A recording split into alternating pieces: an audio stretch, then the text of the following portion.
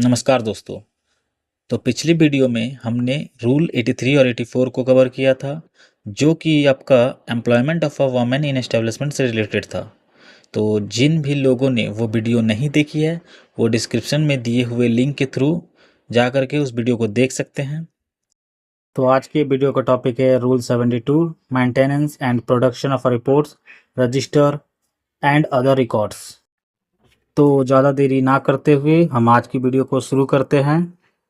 Rule 72, Maintenance and Production of Reports, Registers and Other Records. Register to be maintained by every employer. Every employer must maintain the following register. तो हर employer को कौन कौन से register maintain करने होंगे? Employ register maintain in a form 13, attendance register cum master roll maintain in a form 14, records attendance of workers, register of a wage overtime and deduction maintained in a form 15, contains wage payment detail, overtime wages and deductions. Employer द्वारा employ register form 13 में maintain किया जाता है। Attendance register cum master role form 14 में maintain करना होगा। इसमें worker की अटेंडेंस रिकॉर्ड की जाती है। वेजेस, ओवरटाइम और डिडक्शन ये फॉर्म 15 में मेंटेन करना होगा। इसमें वेज पेमेंट, ओवरटाइम वेजेस और डिडक्शन की डिटेल्स होती हैं।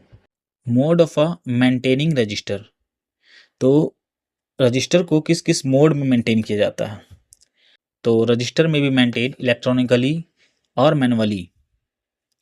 तो रजिस्टर को दो तरह से मेंटेन किया जाता है, एक इलेक्ट्रॉनिकली यानी कि डिजिटल माध्यम और दूसरा manually. Languages of register, entries must be made in English और हिंदी और अ लोकल लैंग्वेज।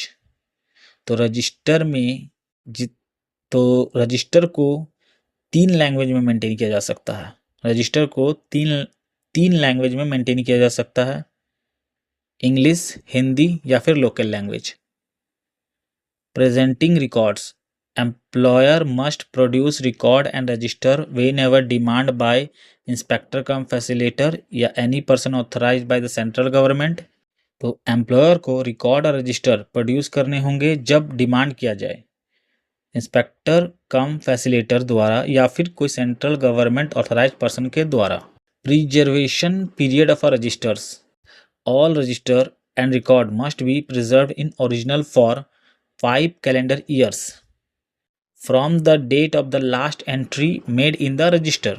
मतलब कि सभी ओरिजिनल रजिस्टर और रिकॉर्ड को प्रिजर्व करना होगा 5 कैलेंडर ईयर तक, वो भी लास्ट एंट्री की डेट से। Wages slip, employer must issue wage slip in form 16 electronically on और before the veg payment day. Employer form 16 में इलेक्ट्रॉनिकल मोड में पेमेंट के पहले या पेमेंट के दिन वेज स्लिप इशू करेगा। Establishment covered under code on wages 2019, if an establishment already maintains register या wage slip under the code on wages 2019, then those records are deemed to be maintained under these rules also. अगर किसी establishment में पहले से ही register और wage slip code on wages 2019 के तहत मेंटेन किए हुए हैं, तो उन्हें इन रूल के तहत भी मेंटेन्ड माना जाएगा। Location of a register, register and records must be completed and updated, be kept at office और nearest convenient building within work place premises और within 3 kilometre radius of a work place. Register और record complete और up to date होनी चाहिए। Register को इन जगहों पर रखा जा सकता है, ऑफिस में या फिर वर्क प्लेस परमाइज के अंदर सबसे नज़दीकी कन्वीनियंट बिल्डिंग में या फिर वर्क प्लेस से 3 किलोमीटर के रेडियस के अंदर। Annual return, employer must upload annual returns in Form 17 for mines and Form 18 for other establishment. Employer must upload annual returns in Form 17 for mines and Form 18 for other establishment on designated portal before 28th or 29th February, last day of February month in every year. After the end of every calendar year, inspector come facilitator में ask for accounts, books, register, electronic documents during inspections. Employer को annual return upload करनी होगी। Mines के लिए form 17 और other establishment के लिए form 18 में डेजिग्नेटेड पोर्टल पर करनी होगी। हर कैलेंडर ईयर के बाद करनी होगी। फरवरी के लास्ट डे 28 या 29 फरवरी तक करनी ही होगी। इंस्पेक्शन के दौरान आईएफ इनमें से कुछ भी मांग सकता है, जैसे कि accounts, books, register, electronic documents. Meaning of electronic form. तो electronic form has the same meaning as given under information technology act 2000। तो इलेक्ट्रॉनिक फॉर्म का वही मीनिंग होगा जो कि इंफॉर्मेशन टेक्नोलॉजी एक्ट 2000 में दिया गया है। Return when establishment in sold, abundant और discontinued. Employer must upload further return in Form 17 and 18. If establishment is sold, return must be filed within 1 month. If establishment abandoned, return must be filed within 1 month. If establishment is discontinued, return must be filed within 4 months. The return shall cover the period from end of previous year or up to date sale, abandoned or discontinuous. Employer को form 17 या form 18 में एक additional return upload करना होगा। अगर establishment cell हो जाए तो रिटर्न फाइल करनी होगी 1 मंथ के अंदर। अगर इस्टेब्लिशमेंट अबैंडन हो जाए तो रिटर्न फाइल करनी होगी 1 मंथ के अंदर। अगर इस्टेब्लिशमेंट डिसकंटिन्यूस हो जाए तब रिटर्न फाइल करनी होगी 4 मंथ के। इस रिटर्न में जो पीरियड कवर होगा वो होगा पिछले कैलेंडर ईयर के एंड से सेल, अबैंडन या डिसकंटिन्यूस की डेट तक। Requirement of a manual register. तो writing method. Entry must be legible, easy to read, written in ink, in English or Hindi and local languages, signed by employer.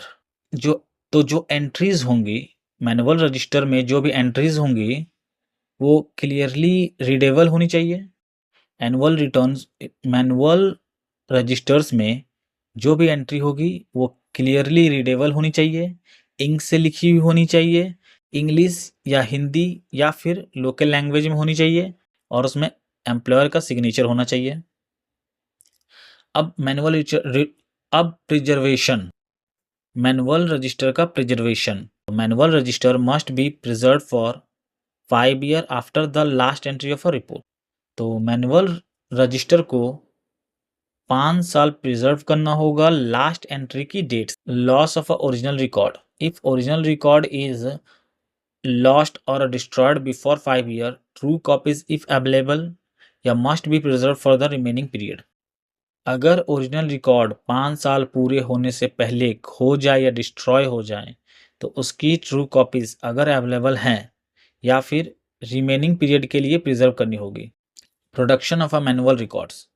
Records must be produced electronically or by speed post before chief inspector cum facilitator या authorized person of a central government। Records को किनके सामने produce किया जा सकता है या किस मोड में प्रोड्यूस किया जा सकता है? तो रिकॉर्ड्स को चीफ इंस्पेक्टर कम फैसिलिटेटर, इंस्पेक्टर कम फैसिलिटेटर या फिर सेंट्रल गवर्नमेंट के ऑथराइज्ड पर्सन के सामने प्रोड्यूस किया जा सकता है और इलेक्ट्रॉनिकली या स्पीड पोस्ट के माध्यम से प्रोड्यूस किया जा सकता है। Self declaration under social security code. तो establishment covered under chapter 3 employees provident fund यानी कि ईपीएफ और chapter 4 employees state insurance corporation यानी कि ESIC of a code on a social security 2020 must submit self declaration in part 4 of a form 17 electronically।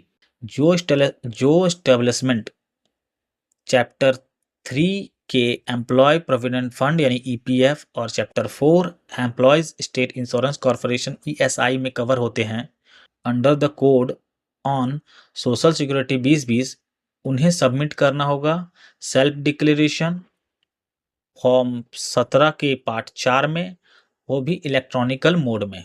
एक बार quick revision कर लेते हैं ताकि ये सारे पॉइंट हमें याद रहें। तो फॉर्म 13 में एम्प्लॉय रजिस्टर होगा, फॉर्म 14 में अटेंडेंस रजिस्टर होगा, फॉर्म 15 में wage OT and deduction register होगा और फॉर्म 16 में वेज स्लिप होगा। फॉर्म 17 में एनुअल रिटर्न माइंस के लिए होगा, फॉर्म 18 में एनुअल रिटर्न अदर एस्टेब्लिशमेंट के लिए होगा। रिकॉर्ड्स को मैनुअली और इलेक्ट्रॉनिकली मेंटेन किया जाएगा। रिकॉर्ड्स में जो लैंग्वेज यूज़ किया जाएगा वो होगा हिंदी, इंग्लिश या फिर लोकल लैंग्वेजेस। सारे रिकॉर्ड्स को 5 साल के लिए प्रिजर्व रखा जाएगा। सारे रिकॉर्ड्स को या तो माइन ऑफिस में या फिर माइन परमाइज में या फिर 3 किलोमीटर का रेडियस में रखा जाएगा। Annual return last day of February को सबमिट किया जाएगा। लेकिन अगर माइंस को सेल या अबेंडन किया जा रहा है तो इस केस में एनुअल रिटर्न 1 मंथ के अंदर सबमिट करना होगा, और अगर माइंस को डिसकंटिन्यूड किया जा रहा है तो एनुअल रिटर्न 4 मंथ के अंदर सबमिट करना होगा। अगर माइंस ईपीएफ एंड ईएसआई में कवर होती है तो फिर फॉर्म 17 के पार्ट 4 में इलेक्ट्रॉनिकली सेल्फ डिक्लेरेशन सबमिट करना होगा। इस वीडियो में दिए गए एमसीक्यू को मैं डिस्कस नहीं कर रहा हूँ। इस वीडियो को आप लोगों ने देख लिया है तो आप लोग उसको खुद से ही अटेम्प्ट करिए, और किसी भी तरह का डाउट हो तो आप कमेंट कर सकते हैं। अगर कंटेंट यूज़फुल लगा हो तो लाइक, शेयर और चैनल को सब्सक्राइब करना ना भूलें।